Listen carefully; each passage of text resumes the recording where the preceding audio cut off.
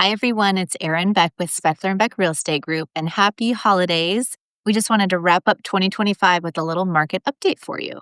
A lot of people are asking, is it a seller's market or is it a buyer's market? Well, statistically, it's a seller's market. So let's take a look at inventory. Before COVID, we were used to seeing about 300 to 350 homes on the market.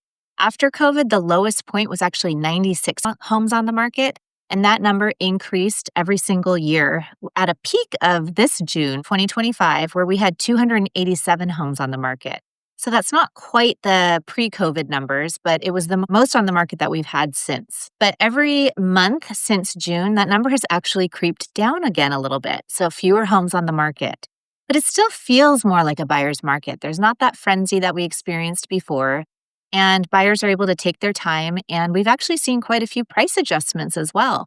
Since September, we've had more price adjustments than we did all of last year. So it's just taking a little bit longer for buyers to find the value, but they are doing that, and sales are up, and the average sales price is actually still up. So the pace of the market is healthier. It's not slow. It's just not that crazy frenzy that we saw in the COVID years. Something that's very interesting is that remember when people had the below 3% interest rates? Many of you might still have them. That was making people feel stuck and they weren't making moves. And people even said, how are we ever going to have any inventory with people having these low interest rates? Nobody's going to want to make a move. Well, every single year since those interest rates came out, people have been making moves, and more people have normal interest rates in the low to mid sixes.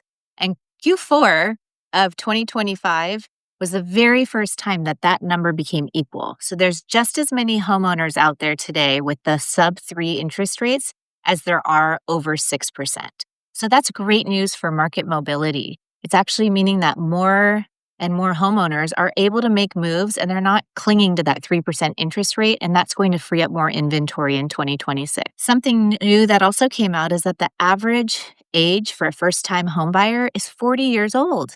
10 years ago, the average age was 30 years old. So it's showing that it's taking a little bit more time for buyers to jump into the market, and they're getting a little bit more stable before they jump into home ownership. So the good news is Santa Barbara had the sharpest growth in all of California, showing that Santa Barbara isn't just a great lifestyle choice, it's actually a really great long-term investment.